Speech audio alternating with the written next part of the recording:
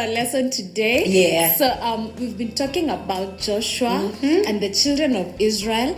And the last time we talked about how Joshua divided the land of Canaan and allocated land for all the tribes of Israel. Yes. And we saw how the priests were given land in all through the land of Israel. Yeah, no, now at that time it was the land of Canaan. Yes, the land of Canaan. Yes, so yeah. now it became the land for the children of Israel because it was their promised land. Now it became their land. Yes. Yeah. Because even until today, it's actually called, the land of Israel, Canaan, where they were promised. Okay. Yes. So that was amazing that Joshua was even able to do that. Some of them got small pieces and others got bigger pieces. Yes. But now what they were supposed to do is they were supposed to go in and conquer. Yes. Remember the land of Canaan, there were already people living in there. Okay. Yeah. So they were supposed to go in and conquer. Actually drive out all the people living in Canaan. Yes, they were supposed to drive them out. Yes, okay? so we're going to find out if the children of Israel did what God wanted. Yeah. Yes, yeah. but Joshua was constant in reminding the children of Israel of the goodness of God and how God had brought them from Egypt all the way, and now they were in the land of Canaan. The land and he continuously taught them the commandments and the laws. Yes. And he kept on teaching them. Because remember, Joshua was a priest, so he was able to continuously teach them all the good things that that God had done for them. Yes. And he even told them that he had made a decision that for him and his house they were going to serve the Lord. Yes, so that is what Joshua did. He kept on reminding them, and the children of Israel actually promised they were going to follow all the laws, and they were also going to serve God. Yeah, but then now the time came, and Joshua was 110 years old. So Joshua was 110 years old, and Joshua died. Okay, but then now there were still other leaders who were able to outlive Joshua. Okay, and these leaders continued teaching the children of Israel all the laws, continued telling them all the things, commandments of God, and reminding them about the things of God. But then now there was that whole generation, the ones who had come out from Egypt, they all died. Yes, because after a long time, people die. So this is the generation that had come from Egypt. They had seen God part the Red Sea. They had seen God, all the miracles. Yes, they had seen God provide manna and all the miracles that we talked about. So this is the generation that had seen it all. But it all died, and they were not there anymore. So now they came up another generation that did not know God. And they did not know Joshua and the teachings of God. Yes, and this generation actually wanted to mingle with the children of God. They wanted to do and they wanted to do whatever they wanted. Whatever they pleased, whatever they thought was right for them, that is what they wanted to do. But they did not follow God's laws. And they started mingling with the Canaanites and all the other ites that were living in that land, and they started mingling. They actually wanted to be friends with them and even make families. They wanted to marry them. So that's what they wanted to do, but that's not what God had asked them to do. So they mingled with them, they married into these families, and the worst thing that they could have ever done is that they started worshiping their gods. That is one of the reasons why God wanted them to drive all the idols out of the land of Canaan, because they used to worship Baal. They did not worship the true God. And so when the Israelites started mingling with them, they also got into that culture of trying. So there was Baal, they would worship Baal. There were all these Asherah poles that they would keep. They were going there and they were worshiping, and now they started to worship Baal. And the sad thing is, Baal was a terrible god. He was very cruel. He was very cruel. Some of the things that they did is that they would sacrifice children and babies to Baal. Young babies.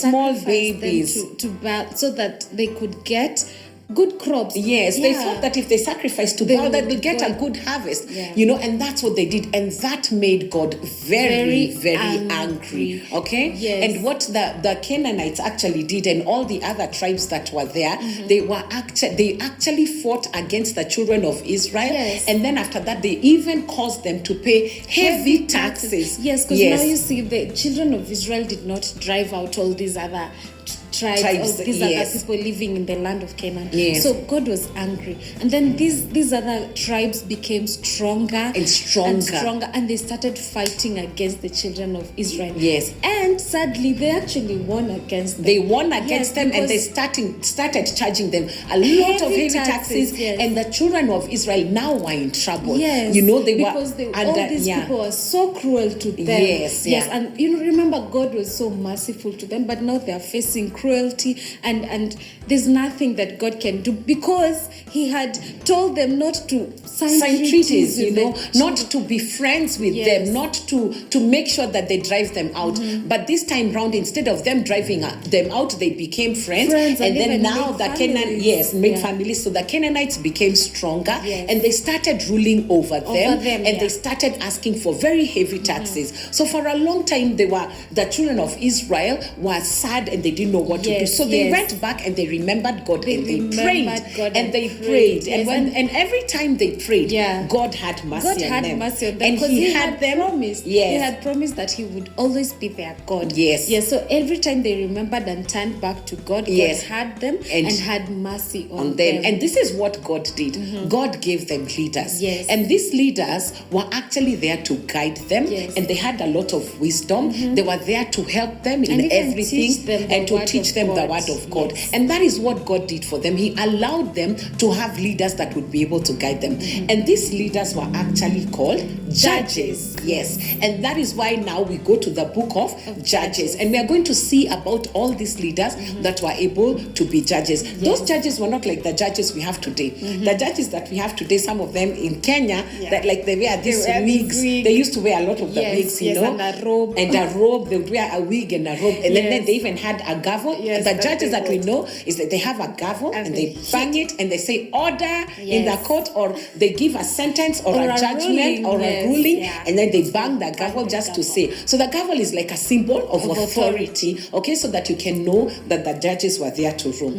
But children, what I want us to remember with this lesson today, that they came up a generation that did not know God, and they did what they wanted to do in their own sight. They did the wrong thing. But God has chosen us.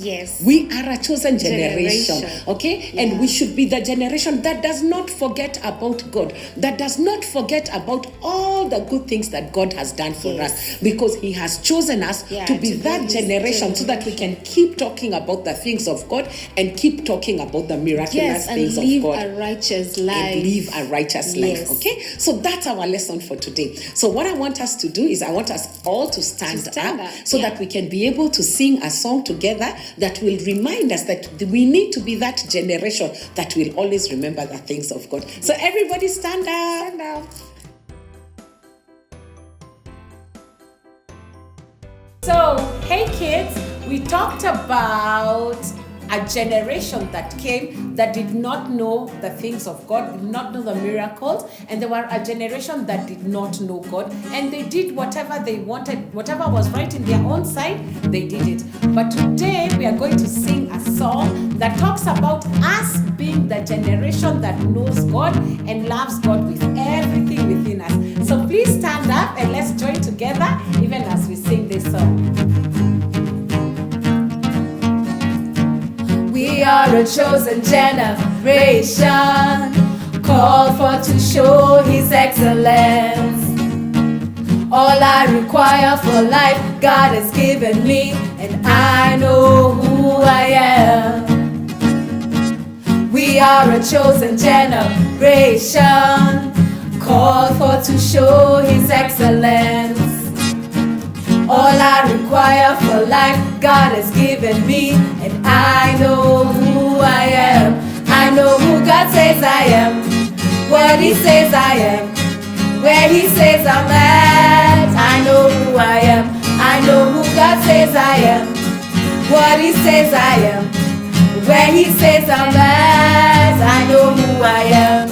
I'm walking in power, I'm working miracles, I live a life of favor, 'cause I know who I am.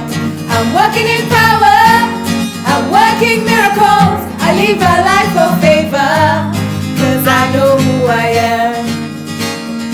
Oh, oh, oh, oh, I know who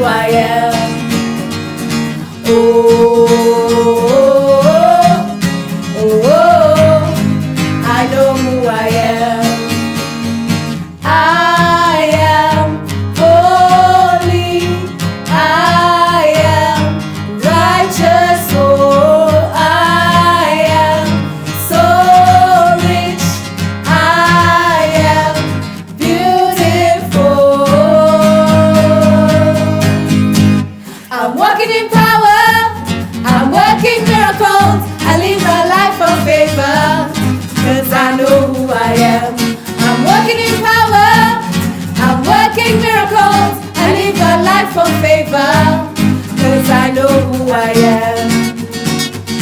Oh, oh, oh, oh, oh, I know who I am. Oh, oh, oh, I know who I am. Yeah!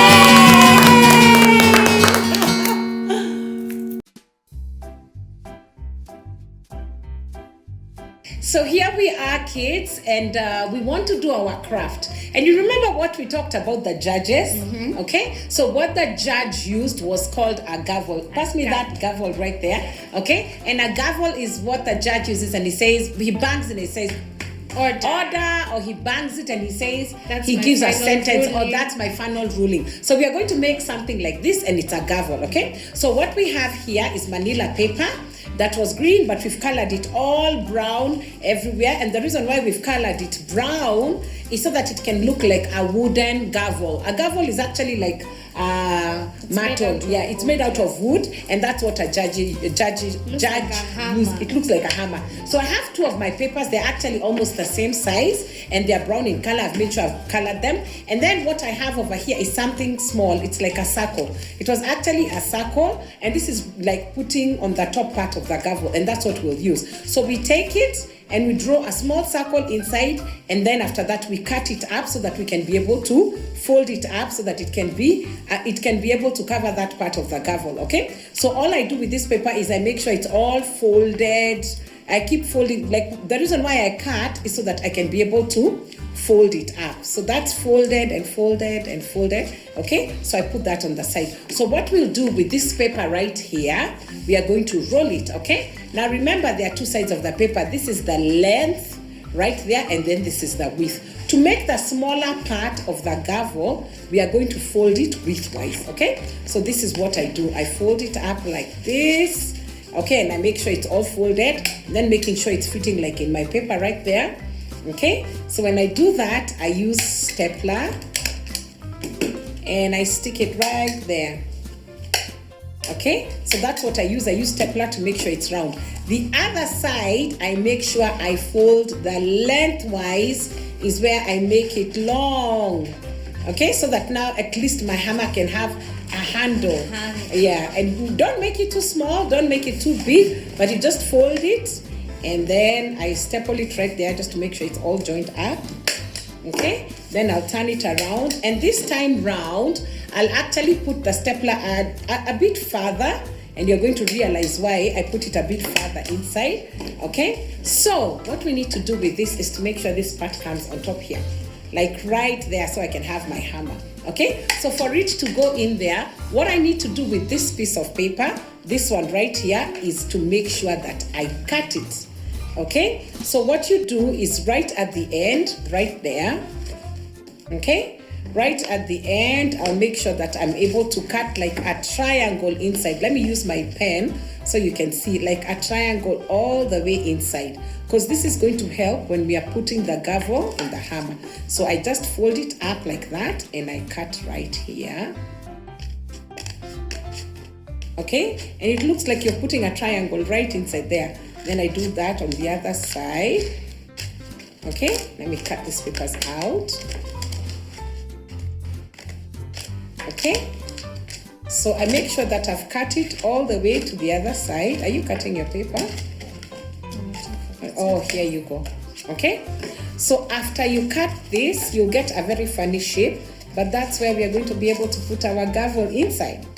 You see, and that's how you join it up. You make sure that you're able to do that. So what I do, okay, is I'm actually going to take my stapler and staple it like on one end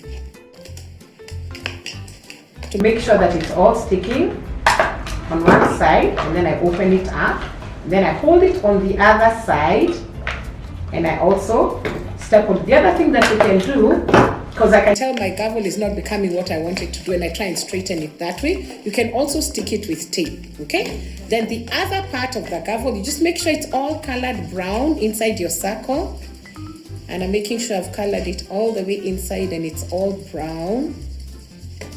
Okay, it's the same way we colored this paper, and that's what we're doing. We're making sure it's all colored brown everywhere. Okay? You start yours with tape. Yes. Yeah. I stapled mine and it changed the shape of the gavel a little bit, but it can still work. So I've colored this brown, making sure the brown is everywhere. Okay? So both my round circles, I make sure that I color them brown everywhere. And after that, I'll be able to stick it, on that end of the gavel. So that's brown, that's gone everywhere. Okay? Yes. So then, yeah, you've colored yours. So what I do is I actually take this paper, and you remember, because of the way it's all cut, it's all round, okay? Then I get some tape.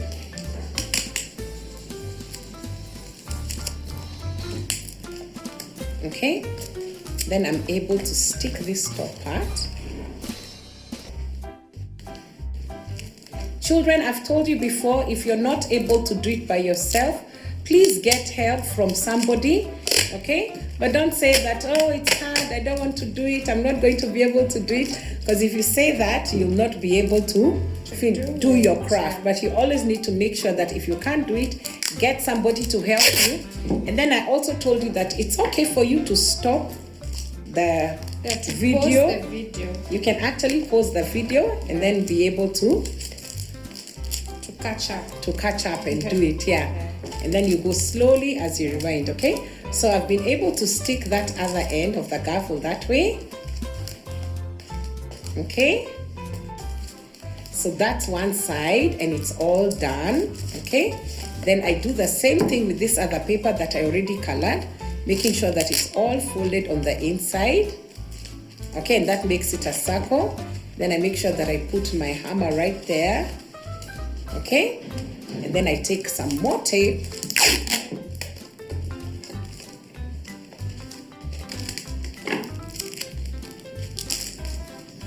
Okay, and I'm able to stick it on this end.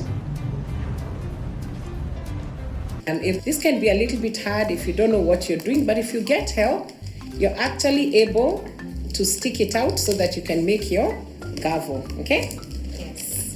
You can also use a toilet roll. Oh yeah, that's the other thing. If you want to make a round circle, you can use a and even a stick on the other end. Yes. All you need to do is just that it needs to remind you how you're able to make your gavel. So that's my gavel right there. Let me step on a little bit more in here so that my paper doesn't come out. Okay. So there we have it, kids. That's a picture of the gavel, and the judge goes and says, "Order in the court," or he says, and that is my sentence. And that's our gavel for today. Okay, so that's all we have for today. Let us see what's going to happen next time with the children of Israel. Now we know that God gave them leaders who were judges. Yes. So after that, we'll see what happened next time. But for now, bye.